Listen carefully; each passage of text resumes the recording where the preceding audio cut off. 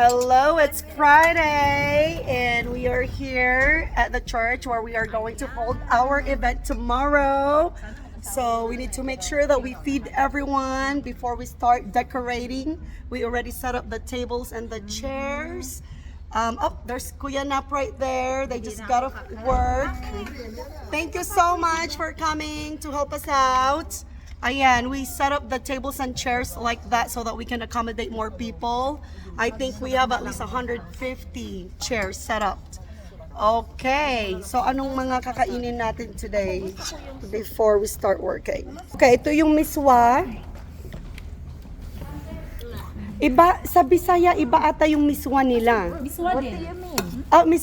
Oh, I think I'm thinking of laswa pala. I was thinking of the laswa. Laswa mo sa amin is No, it's miswa. Yes, that's right. And thank you, Ate Julie Beth, for being here. Oh my gosh. And then ang turon na naging ganyan na lang dahil walang time. Ang hubo na turon. Ay, nahubad na turon. Naked turon. Okay. Naked turon. And then, ito, yung... Rice. Oh my goodness, upa. Okay. Tingnan mo nyo, ang taga-serve namin. Straight from... Ewan ko. Ang paksiw parang adobo. Ewan ko. Ang sarap ng paksiw na lechon. Thank you, Pasi Utah, for donating this. Dinonate ba sa'yo or ninakaw mo to? Ate Chat, aminin mong totoo.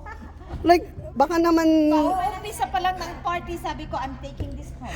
I know, ang sarap. Yung puwet? Ayan, alam na nila. Siguro kagabi they were looking for half of their lechon. Dito pala napunta. Na-video na ako na nag-uwi. Yes. Ay, na-video na What are nalago. you doing with pork? You don't even eat pork. I know, But right? My friends do. Yeah, I have hungry kids. Okay, ayan. Kumain na tayo dahil dire-diretso ang mga parties natin.